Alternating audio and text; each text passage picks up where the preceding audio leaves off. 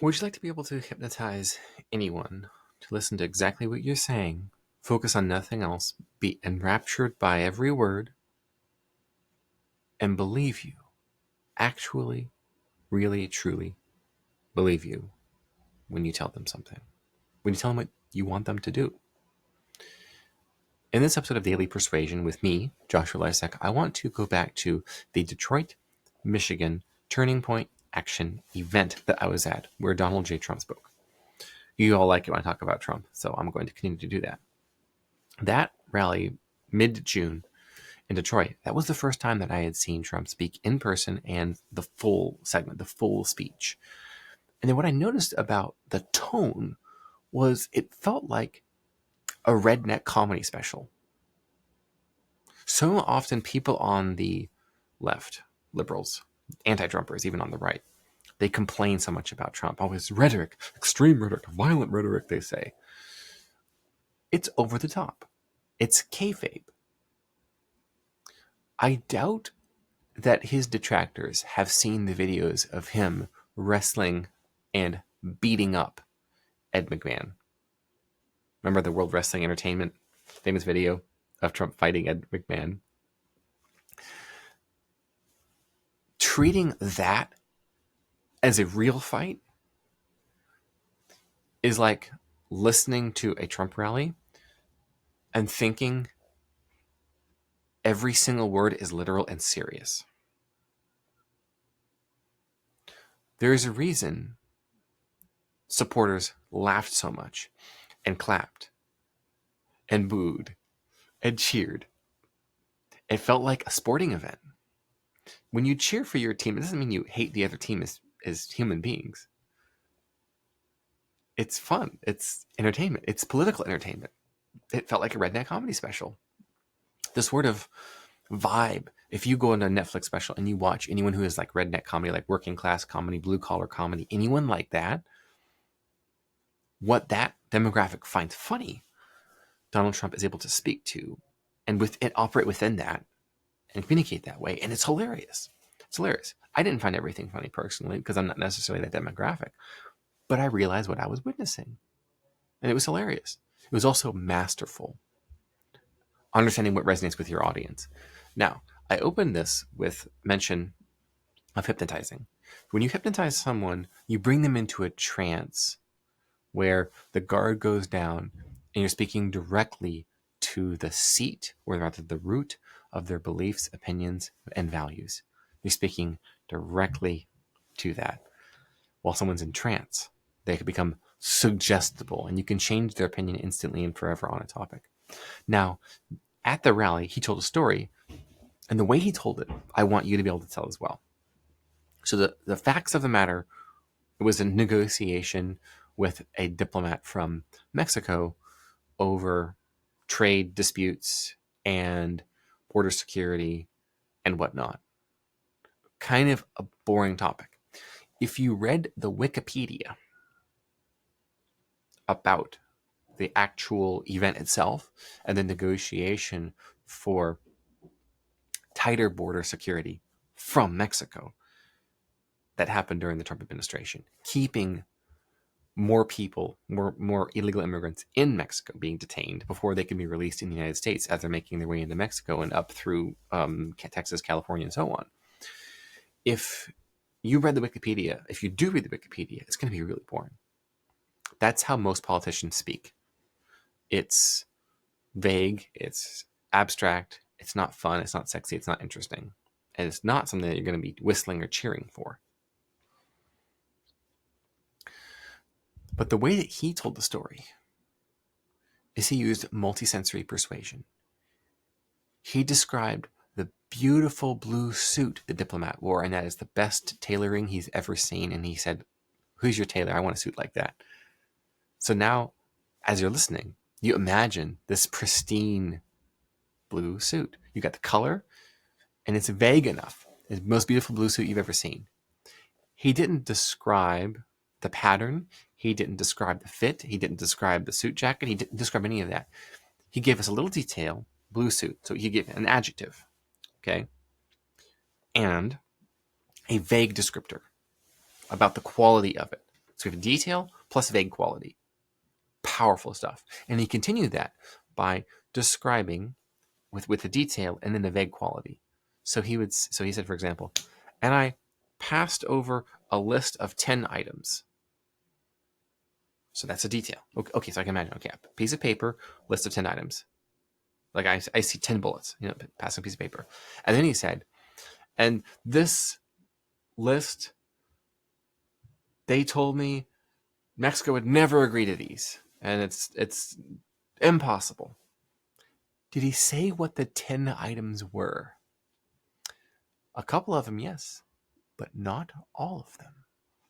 So we're able to fill in the blank. Detail, piece of paper with 10 bullets slid across the desk in this negotiation with the Mexican diplomat. And then the quality of it, that's vague. 10 things that the United States needs from Mexico or wants from Mexico, and they've never been able to get them before. Do you see the brilliance in this, right? Specific description so you can place it in your mind's eye, and then a quality that you can fill in the blank. This is how hypnotists work in conversation with their clients. When the client leans back in the chair and you're being intentionally zoned out, the hypnotist will give a specific detail, begin to tell a story as the person is feeling really relaxed and kind of getting zoned out. That means the subconscious is starting to listen and pay attention. So the more engaged your conscious mind in, the less engaged your subconscious mind in. The less engaged your conscious mind in, the more engaged and tuned in and ready to participate your subconscious mind is. And your subconscious mind is what is suggestible. Your subconscious mind, by the way, is chronologically 5 years old. Every 5-year-old is extremely suggestible. So if you're talking directly to someone's subconscious mind, you're speaking to their inner child. Did you know that? That is why Trump uses small words, simple words, easy to understand language. Big, beautiful wall. Not improved border security and other such language. Immigration reform policies, analyses, announcements. Big, beautiful wall. Speaking to the subconscious mind, speaking to the inner child of every American voter. It's smart. It's really smart. Now, in a hypnosis session, you may not know this.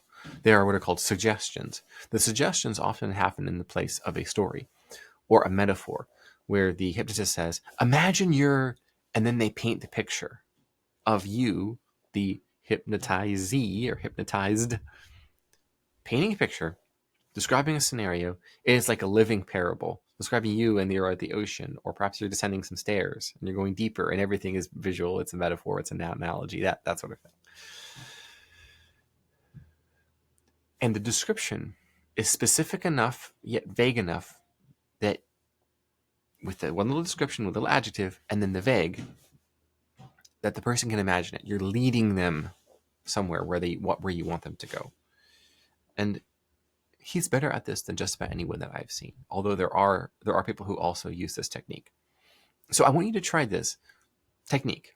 The adjective, like detail adjective plus vague quality in your next email subject line, in your next video sales letter, in your next post on social media, and on your next sales page, as the title of your next book and the subtitle of your next book. So allow people's subconscious mind, allow their 5-year-old mind to imagine it. What's the sight? What's the sound? What's the smell? What's the feel? Tell them how to feel. Tell them what it looks like. Okay, it's a beautiful blue suit. Okay, so I see a blue suit. Okay, it's blue, it's suit. Okay, I got it. I got adjective and noun. Most beautiful blue suit you've ever seen. No further details on the matter.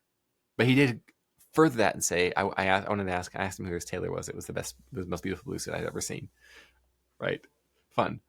He did the same thing, by the way, when he was describing water pressure and how cities that are run by Democrats, his allegation was that they are decreasing water pressure across pipes.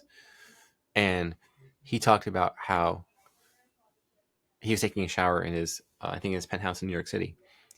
And he said that it's a little trickle comes out. Doesn't get anything clean. Feels so cold everywhere. I hate taking showers now. Right? It made it funny. So we have a trickle. You can see it. You can see a trickle coming out of the shower. Now, is it literally a trickle? No. And everyone knows that. So if you're taking it literally, if you think he really beat up Ed McMahon on camera on like live television, you do not belong in this conversation. He did not, in fact, beat up Ed McMahon. Okay, that did not happen. He also did not literally mean it to trickle. The idea is that's how it feels. And they describe feeling cold, so cold, shivering, right? Now you can imagine feeling cold and shivering, how that feels to you. So it's a quality. It's a vague quality. Like, well, how cold? Is it literally cold? It's quality that you can imagine with the trickle. Powerful, powerful rhetoric. They don't give him credit. They really don't. But I want you to do this next. So if you're talking about an aspect of your product, a feature of it, what the service deliverable is, you're in a sales conversation even. Or perhaps you're talking to one of your kids or to a spouse, you're telling them a story. You want to get your kid off of a video game or a screen, so you're like, hey, I want to tell you a story. Or you want to help them fall asleep before bed. You want their subconscious mind, their imagination to take over so that the conscious mind can relax and they can fall asleep. Give a detail and then a quality of it, and allow them to be enraptured, hanging on every word that you say. That's what you want. And you've noticed I've been doing that throughout this. And you're thinking, oh, shoot, I need to pause this and go back and watch. Did he just do it just there? He did, didn't he? Or didn't he? You love this show, don't you? That's why I'm doing it. It's a public service. It's also a social experiment. I want to see what people are most interested in learning about in terms of persuasion and focusing on that. You'll notice once you hear a technique described, like this little example of Trump in Michigan with the showers and with Mexico negotiation on border security and the 10 demands, a specific detail, a vivid detail that you can imagine, sensorially speaking. You feel the trickle on you. You see the blue suit. And then there's a quality associated with it to tell you how to feel about it. And it's vague enough that you can fill in the blank. Fill in the blank persuasion is almost unbeatable, and is what hypnotists do with suggestions. And the suggestions, by the way, they're not really suggestions. They're actually commands. They say, you do this, you think this. This is what's true. It's directions. They're called suggestions to feel friendlier so that you will not resist them. If you call them commands, well, the conscious mind will say, well, I need to be the judge of that. Huh? Commanding me? What is this? It's not a dom-sub relationship. What's going on here? Don't tell me what to do. That's weird. Don't do that. But if they're suggestions, it feels friendlier, doesn't it? It does. That's a sort of side quest, by the way, that if you want someone to resist you less, reframe the command as the suggestion. Do this now. Let's try. Notice the difference? Do this now. Let's try if your objective is compliance. Because it's best for them, right? You're not a dictator. You're a benevolent authority. You're not a fascist. You're a caudillo, boss, jefe. So whether it's with your spouse, your kids, coworkers, employees, customers, it's easier to convince people to do what you want them to do when they're entranced. And that much is true. When you enter into their subconscious mind, you become the parent to their inner child. And the kid wants to do what mom says to make mom happy. Dad knows best, so I'll do what dad says. Wouldn't that be cool? And this, by the way, is why people both love and hate Donald Trump. He reminds them of dad.